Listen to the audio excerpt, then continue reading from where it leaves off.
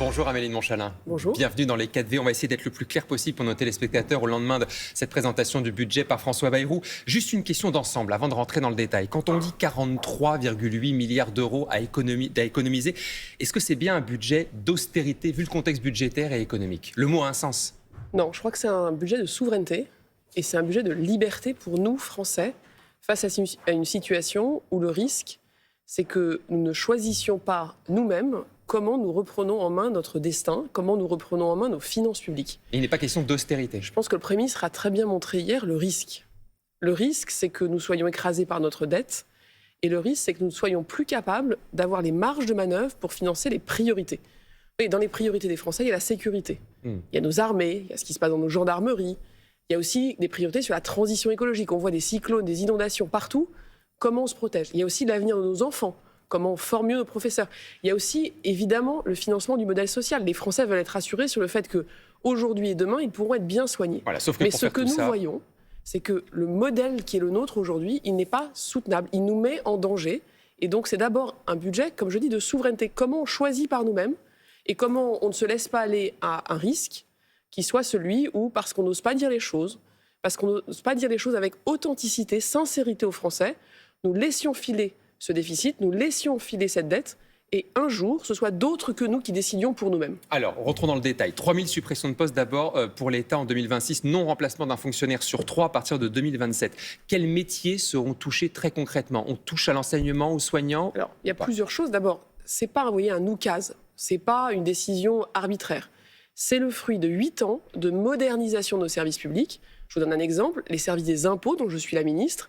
Évidemment, quand on fait le prélèvement à la source, ça permet de nous réorganiser. Là encore, la semaine dernière, vous voyez, j'ai relocalisé des agents publics partout en France pour qu'ils soient plus proches des Français. Donc on peut supprimer des postes quand on réforme certaines administrations. Exactement. Et donc on va le faire dans toutes les administrations. Elles sont toutes touchées. Toutes les administrations, eh bien évidemment, se réorganisent, se modernisent, se mettent plus proches des Français. Et donc vous avez dans tous les ministères des réorganisations. Après, vous avez des ministères qui recrutent plus de militaires, plus de policiers, plus de surveillants dans les prisons, mais aussi plus d'enseignants, parce que vous savez qu'on va les former plus tôt. C'est une grande réforme pour que les enfants de notre pays soient face à des enseignants qui soient mieux formés. Vous nous confirmez qu'il n'y aura pas de revalorisation salariale en 2026, même justement pour ces enseignants, pour ces soignants, pour ces policiers? Alors, c'est ce qu'on appelle une année de stabilité. Donc on n'a pas de nouvelles hausses de salaire. On a eu des très fortes hausses en 2024. Cette année en 25 et en 26, on gèle là. C'est une année de stabilité des salaires. En revanche, les salaires vont quand même augmenter un peu à l'ancienneté, parce qu'il est important que la fidélisation de notre fonction publique se poursuive. J'ai été, vous savez, ministre de la fonction publique. Oui. Et ce que je veux dire aujourd'hui à tous les Français et à tous les agents publics, c'est ce que nous voulons, c'est que les services publics marchent mieux, qu'ils soient bien financés, que les agents publics aient des outils modernes pour accompagner les Français. Donc c'est ce qu'on prévoit. On parle des niches fiscales également sociales qui seront supprimées. Est-ce qu'on peut citer ce matin quelques niches fiscales qui seront concrètement supprimées? Par exemple, les aides à domicile, elles seront touchées ou pas? Alors, j'ai toujours dit, et je le redis aussi là, le sujet des niches fiscales, c'est que ça a été créé, parfois il y a très longtemps, pour soutenir un secteur, soutenir une activité, accompagner des entreprises. La question qu'on doit en permanence se poser, il y en a 474 quand même aujourd'hui dans notre pays, ça représente plus de 85 milliards d'euros, c'est est-ce que c'est toujours utile?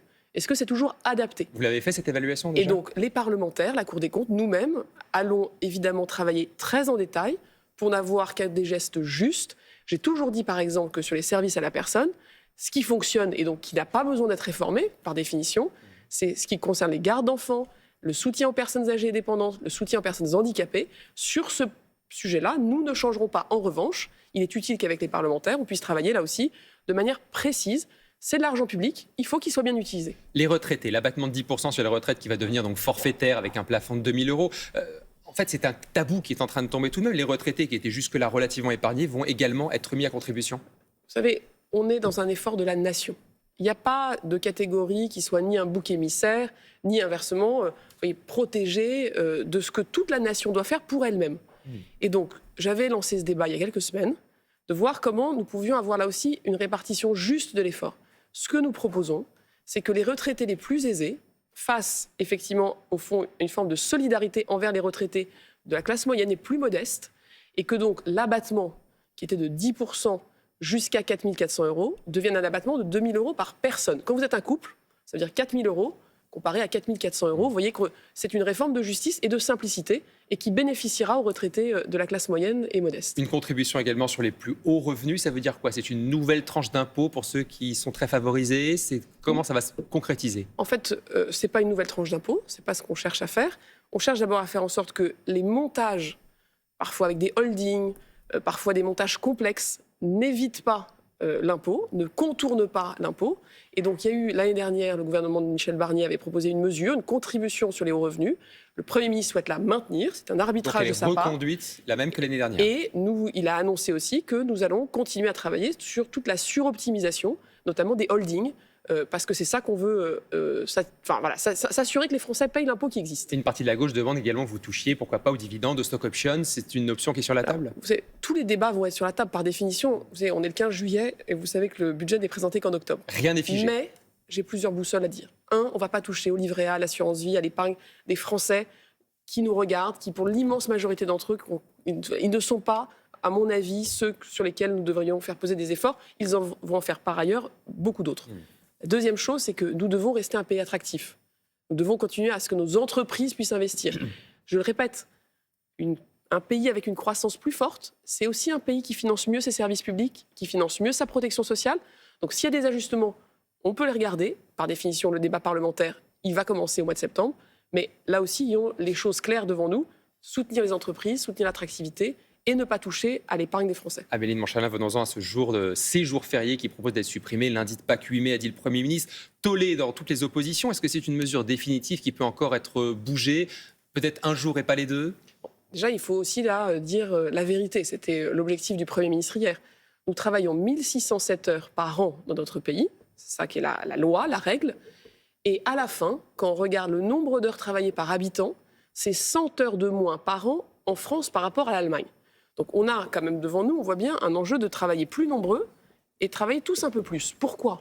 Pas parce que, vous voyez, on veut donner des leçons, mais parce que précisément un pays qui produit plus de richesses, un pays plus prospère. Donc il faut travailler plus. C'est aussi un pays qui finance mieux ses services publics et qui finance donc mieux ce que les Français attendent de lui. Mais cette histoire de jour férié, on a l'impression que c'est, presque un hochet pour occuper un peu les oppositions, le débat public, les journalistes, et pour pas parler du reste. Non, c'est une vraie question qui est sur la table, c'est essentiel. Ce que le Premier ministre a dit hier, avec beaucoup de sincérité, c'est qu'on doit faire d'abord des économies. 30 milliards d'euros d'économies. C'est qu'on doit avoir un système fiscal plus juste, plus lisible, plus efficace. À peu près 10 milliards. Et c'est aussi qu'on doit travailler plus, parce que, au fond, c'est ce contrat-là qu'on veut faire avec les Français. On réduit nos déficits, on travaille tous un peu plus et plus nombreux, et avec ça, on se redonne des marges de manœuvre pour financer nos priorités. Et donc, ces jours, ces heures de travail en plus, moi, je voudrais qu'on ait ce débat-là. Est-ce que, vous savez, pendant des années, et je crois que beaucoup d'hommes et femmes politiques, de droite et de gauche, considéraient qu'il y avait une fierté dans le travail, que c'était une manière de s'émanciper et que c'était une manière aussi de contribuer à la production de richesses, à l'activité, et donc derrière, depuis 1945, à notre système social. C'est ça qu'on veut poser comme débat. Je pense que c'est un débat que les Français comprennent. Après, vous voyez, quand les oppositions en sont à savoir si c'est le 8 mai ou le 15 août, je pense que le débat qui est derrière, c'est est-ce qu'on accepte de contribuer tous un peu plus par le travail à ce qu'est notre modèle social. Vous savez, au fond, c'est travailler plus pour protéger plus. Deux courtes questions. C'est comme ça que je résumerai la proposition qui est la nôtre. Deux courtes questions pour terminer. À l'instant, l'agence France-Presse, il a consulté un document, annonce 29 milliards d'euros d'augmentation des dépenses publiques. 29 milliards d'euros, ça c'est un chiffre que vous confirmez? Alors, ce que je confirme, c'est qu'effectivement, et c'est pour ça que vous me posiez la question de savoir au fond ce qu'était ce budget. Ce budget, c'est un budget au fond, de ralentissement de nos dépenses pour qu'on se remette en face de notre croissance et de nos recettes. Les dépenses publiques, elles auraient dû augmenter de 60 milliards. Ce qu'on propose aux Français, c'est qu'elles n'augmentent que de 30 milliards. Ce qui montre bien qu'on fait des choix, qu'on finance la défense, qu'on finance des nouvelles priorités. On finance malheureusement aussi beaucoup plus la charge de la dette, qui va augmenter de près de 8 milliards d'euros l'année prochaine. C'est très important qu'on comprenne bien que c'est ça notre défi, parce que, vous voyez, moi, je ne veux pas que mon pays, dans quelques années, dépense le plus d'argent de son budget pour payer les intérêts de la dette. Dernière question, vous parliez du livret A. Son taux de rémunération devrait baisser à 1,7% au 1er août contre 2,4% actuellement. Vous le confirmez, ce sera annoncé quand? Alors, c'est pas moi de le confirmer. Et en revanche, ce qu'on peut dire aux Français, c'est que l'inflation, elle est aujourd'hui de moins de 1%. Donc le taux du livret A, il est là pour préserver le pouvoir d'achat des Français. Donc, vous voyez, même avec le taux dont vous parlez, on est au-dessus de l'inflation. Là aussi, ça permet que l'épargne des Français continue de générer des revenus dans un monde où l'inflation, qui a été un grand risque, qui a été source de beaucoup d'incertitudes. Elle a beaucoup reculé. Certains prix ont baissé, pas tous, mais c'est ça qu'on cherche à faire, protéger les Français. Amélie de Montchalin, ministre chargée des comptes publics, invitée des 4V. Bonne journée, merci beaucoup.